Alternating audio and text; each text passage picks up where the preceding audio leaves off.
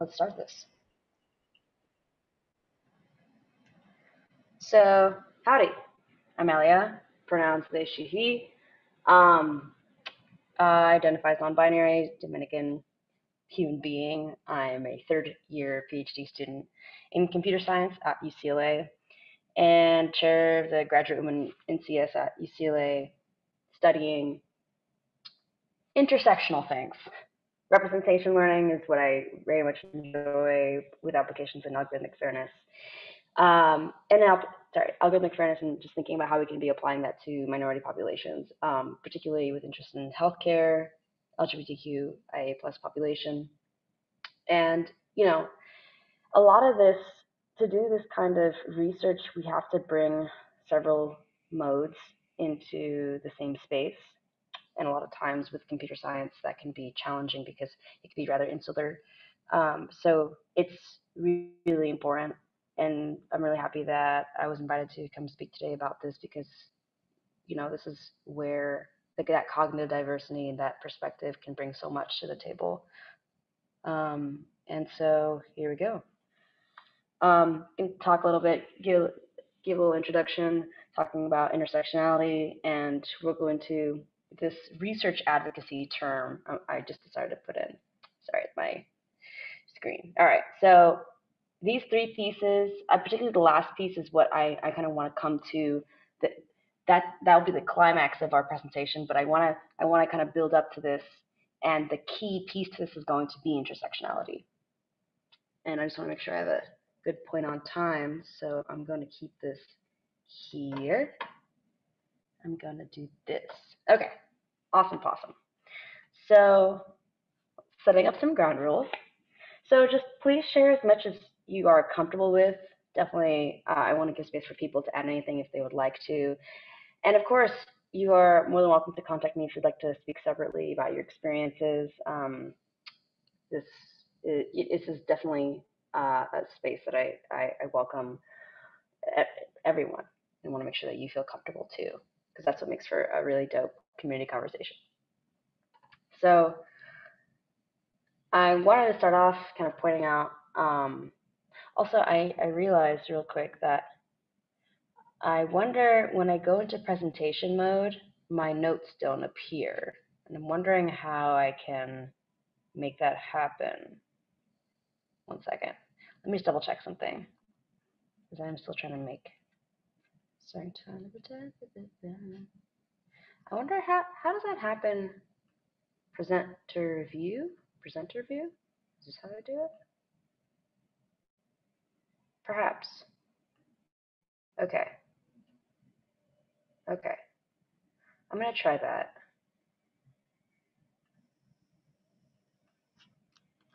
One second. I'm sorry. Share screen. I'm going to go back here. Oops. Okay. I think I got it. Okay, so there's no such thing as a single issue struggle because you do not live single issue lives. This is a quote by Audre Lorde. Audre Lorde is this Black feminist, lesbian poet and mother, and she established herself as a champion of the civil rights and women's movement, laying the understanding of this interlocking nature of oppression and how it's not just one. We're not just like a one-dimensional man, she highlights conceptual limitations of single issue analyses, and this is something that I hope that we can bring in to light in our independent perspectives, to be thinking about this as a multifaceted space, which requires, I would have to admit, more emotional bandwidth, but I think it's definitely really important. And so coming into this is understanding what intersectionality is, right? It's the interconnected nature of social categorizations such as race and class and gender, et cetera, as they apply to a given individual group, regarded as creating these overlapping or interdependent systems of discrimination and disadvantage. And this is first coined by Kimberly Crenshaw, who's a professor at both Columbia and the University of California, Los Angeles. And this was highlighted actually back in the 80s, just to give some background a little bit about intersectionality and who, what, when, where, why type of thing. So she actually made, okay, I'm going to jump. Actually, I realize that I'm jumping real fast. So I'll just say real quick, though, she made this awesome paper that highlights a case. But before we go deep into that, I want to just lay out some groundwork. So this is the definition of intersectionality. Now, kind of coming into play here, just to kind of make sure that we have all our grounds, all our kind of our bases covered. We also have a few more definitions, such as stigma, which is a mark of disgrace associated with a particular circumstance, quality, or person. Microaggression, which is a statement, action, or incident regarded as an instance of indirect, subtle, or unintentional discrimination against members of a marginalized group. Now, so before really diving deep into the waters, I wanted to just get a feel around the Zoom room related to what are some things that you identify with that we could kind of use as a springboard for thinking about the ways that our identity comes to the forefront when we're thinking about the ways that we design, for instance, algorithms, right? The way that we think about certain products, the way that we interpret specific movements, etc. So I just want to take a moment for just the next few minutes and just ask the group if you were to consider this wheel on the right-hand side, where there are various dimensions, if we consider various dimensions of your life, what would your social identity look like? So for instance, which identity or identities would give you the most privilege? So we have some identities like personal habits, the parental status, your appearance, educational background, seniority, union affiliation. So I just want to ask the group kind of like which identities would give you the most privilege and which identities do you think would give you the most disadvantage? Intersectionality. And so there are these layoffs that occurred in the 1970s, right? But black women were not being hired until post 1964. So obviously, they're the ones that got laid off. And so now these black women are like, no way, I'm suing. And however, the courts weren't binding together racial discrimination, sex discrimination claims, and so because they said that well, this would be unworkable. Instead, rather sue on the basis of each individually. And Crenshaw just completely was like, no, that makes zero sense. Like, obviously, this is how this intersection played into this targeted policy against black women. And so she goes into this deep analysis, and I just wanted to provide this because it's really important to know. And so now coming back to our conversation and kind of putting this together, when we consider intersectionality, there are a lot of bits. Before I even come here, I want to kind of really nail more examples about how our identities come together. And so this was an example of our more than just one single faceted identity coming together that ends up impacting someone, right? This, women being black and women, not just because the person is black or because they're a woman, right? So I want to kind of really nail down some more examples of this. And so, for instance, so there's some psychological studies referenced below here, where psychological studies that have shown that possessing multiple oppressed or marginalized identities has effects that are not necessarily additive or even multiplicative, but rather interactive in complex ways. For instance, black gay men may be more positively, regarded. Sorry, positively regarded. Sweet. Um, Positively regarded by random participants when they're evaluated against like black heterosexual men, because the feminine aspects of the gay stereotypes temper the hypermasculine and aggressive aspects of black stereotypes. Now, this was something that is you would think so. So first of all, some context here is like I checked out the study, and they're like these random undergraduate participants that they sampled. So it wasn't particularly like um, white or cis. It was like they just kind of sampled a bunch of random people, and just the fact that there are already stereotypes at play where someone may be considered less of a man for whatever reason, but because of gay stereotypes, this is an instance of gay stereotypes interacting with black stereotypes to then form a different kind of valuation of a person. And unfortunately, with this study, it shows how these impressions intersect in in different social categories.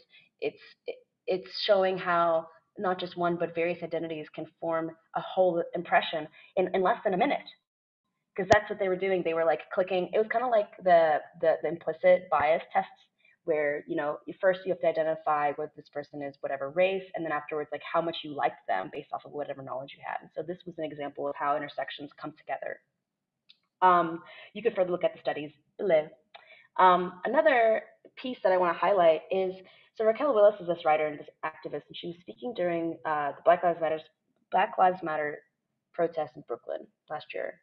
And there's something really powerful that she said, and that I also heard at a drag show in Brooklyn.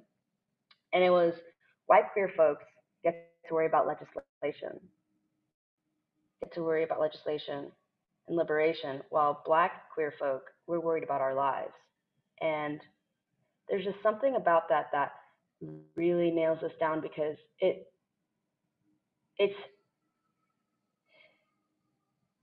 we've seen different amounts of violence.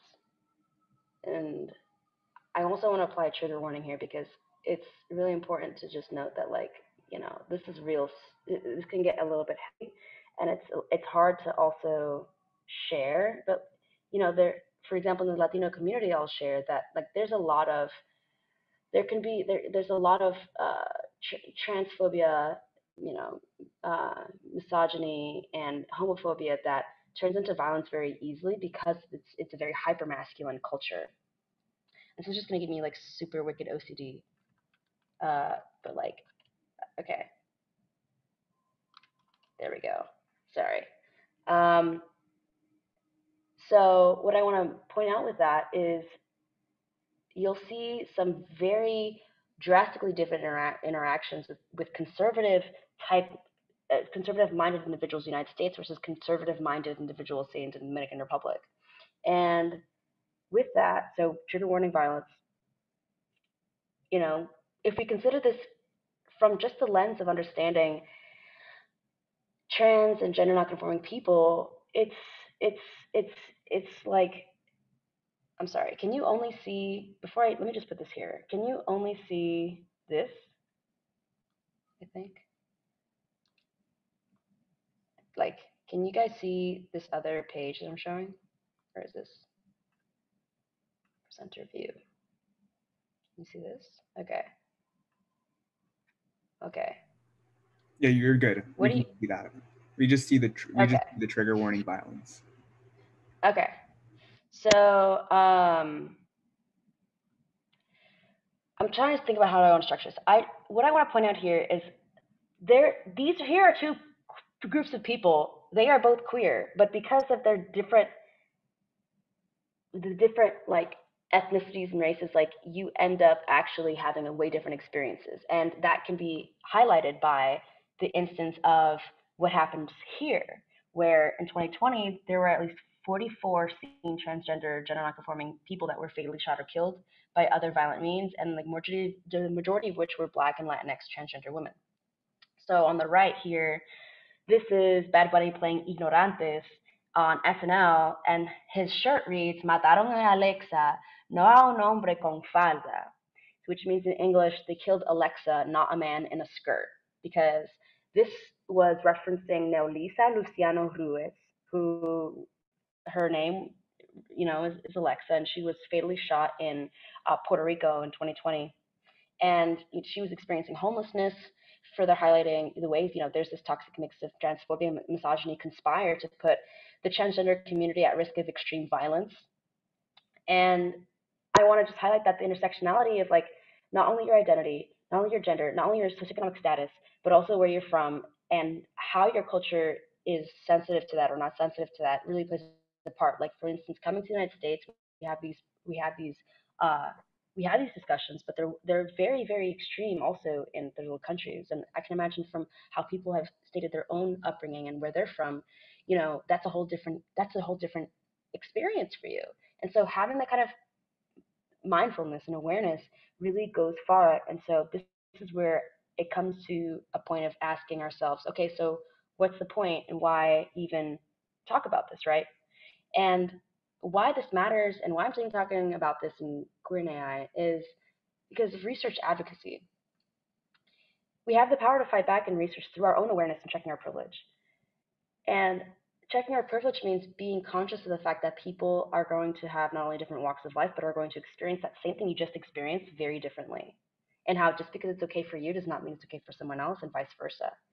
And having this power through awareness allows us to form community together to create an actual sense of bond. And an example in research, for instance, that we found recently, actually, Arjun, myself, and a group of other folks were working on this paper. And for instance, we were looking at Wikipedia data and found that if we did some kind of glove embedding, you're finding that the word queer has close associations to the Arabic word fasik, which means morally corrupt. And that is a kind of stigma that the algorithm would be capturing. So staying aware of that and flagging it as a point of a benchmark, if we're thinking about neutralizing a model, is really important because that ends up influencing downstream tasks, ends up influencing how people are going to be impacted by a product. So all this comes to the point of being mindful at the point of your interaction point, wherever you come into the pipeline of whether it's you're doing software engineering, whether you're thinking about designing algorithms in AI, whether you're just even looking at like benchmarks in business analytics, whether you're considering, quality, the point comes down to the fact that when you come across a certain piece of the puzzle that you touch, it comes down to the question of like, do I let this go or do I keep pushing? And this is a little guy just kind of sitting there being like, okay, if something happens and you come across this particular word, you come across something that doesn't necessarily resonate as something that could be uh, actually helpful to products that may end up propagating certain harms and biases. Like, do you let it go and just let it fall through the cracks, or are you able to actually flag that and notify whoever you need to notify, develop the algorithm, further advocate for that group that's going to be marginalized? And so the TLDR is like, if we're going to make good AI, we need to look out for one another. But you can't be on the lookout if you don't know what you're going to be looking for and what to do about it if you do. You need to be, I think, at least in my work, I always have to be checking myself of like, yeah, I'm making certain assumptions.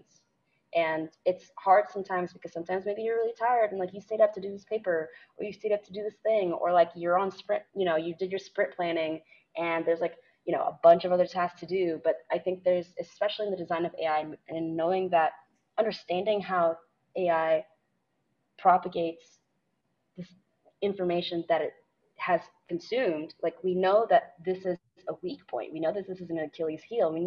And being a part of this system means that, in my opinion, we hold the level of responsibility to make sure that we're aware of how we choose to design algorithms. And I take this both as a social and a personal responsibility as someone who is not a white cis heteronormative dude, to be honest. And so when it comes down to that, this necessarily means checking yourself and your privilege and being aware of intersectionality, which allows you to be a better advocate for change and not allowing potentially harmful findings to fall through the cracks. And so what does research advocacy even look like in AI design? So for instance, I could be staying aware of unbalanced data sets, correlations and disparate calibrations between the model and the priors that have been observed. It means articulating these findings to researchers, collaborators, leads, and product management, and getting people on your side, getting buy-in, making sure that this is not just something that you just kind of gloss over, especially with tight deadlines. That's something that can be both bottom up and top down, but it's particularly easier for top down, making sure that managers are also knowledgeable of how AI design can be influenced by certain biases, not just in the data, but also by the biases of an individual.